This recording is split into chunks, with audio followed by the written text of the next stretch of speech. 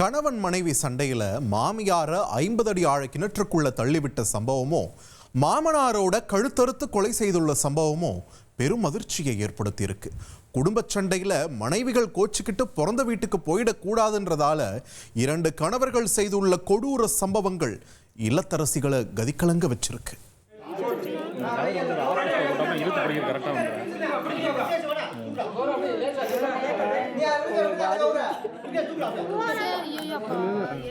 மருமகனின் ஈவு இரக்கமற்ற செயலால் ஒருபுறம் யமன் பாசக்கயிறை வீசிய போது மறுபுறம் தீயணைப்பு வீரர்கள் உயிர்காக்கும் கயிற்றை வீசி மரணத்தின் பிடியிலிருந்து மூதாட்டியை பத்திரமாக மீட்க போராடிய இமைக்கா நொடிகள்தான் இவை.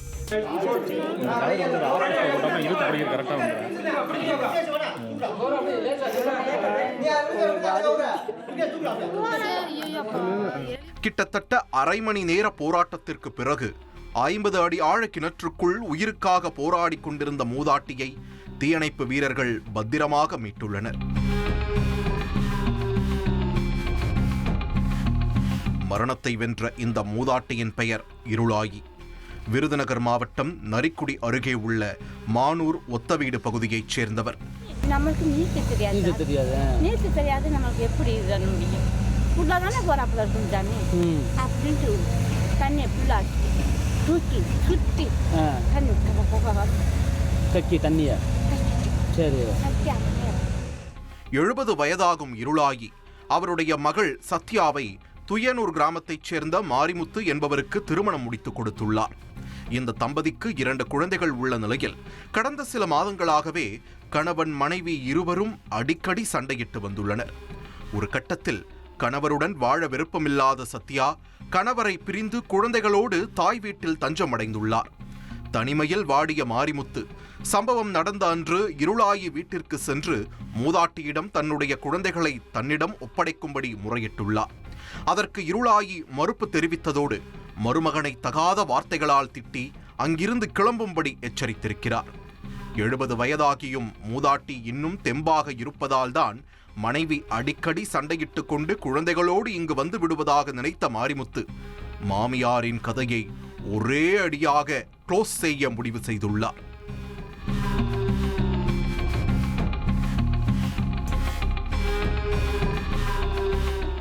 இதன் காரணமாக நீச்சல் தெரியாத மூதாட்டியை குண்டுக்கட்டாக தூக்கிச் சென்ற மாரிமுத்து அவரை அருகில் இருந்த 50 அடி ஆழ விவசாய கிணற்றில் வீசிவிட்டு திரும்பி பார்க்காமல் அங்கிருந்து விறுவிறுவென நடையை கட்டியுள்ளார்.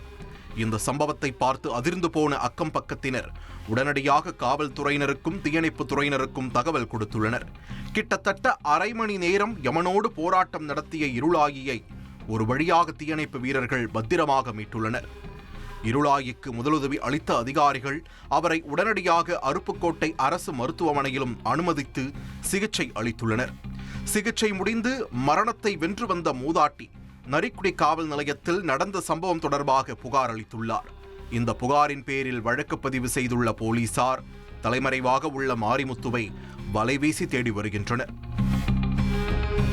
விருதுநகரில் கணவன் மனைவி சண்டையில் மாமியாரை மருமகன் கொல்ல முயன்றது ஒருபுறம் இருக்க, சேலத்தில் ஒரு மருமகன் இதே போன்றதொரு குடும்பச் சண்டையில் மாமனாரை கழுத்தறுத்து கொலை செய்துள்ள சம்பவம் பெரும் அதிர்ச்சியை ஏற்படுத்தியுள்ளது.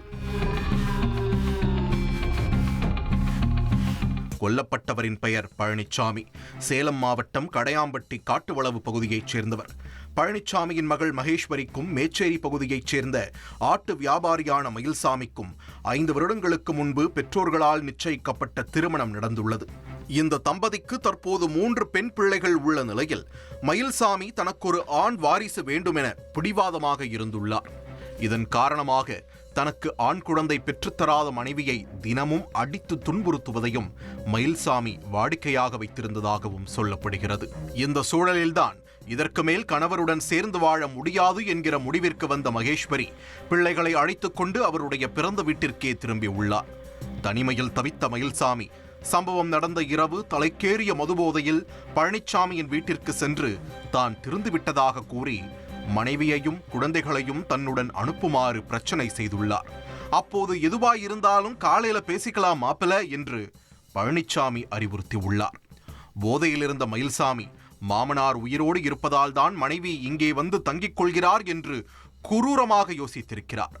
மாமனாரை தீர்த்து கட்ட முடிவெடுத்தவர் அவர் மறைத்து வைத்திருந்த கத்தியால் பழனிச்சாமியின் கழுத்தை கரகரவென அறுத்து மிக கொடூரமாக கொலை செய்துவிட்டு அங்கிருந்து தப்பிச் சென்றுள்ளார்.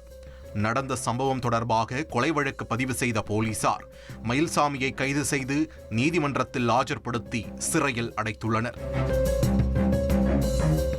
ட்ரெண்டை ஃப்ரெண்ட் ஆக்கிக்கோங்க. தந்தி டிவியின் சப்ஸ்கிரைபர்ஸ் அண்ட் ஃபாலோவர்ஸ் குடும்பத்தில் நீங்களும் இணையுங்க.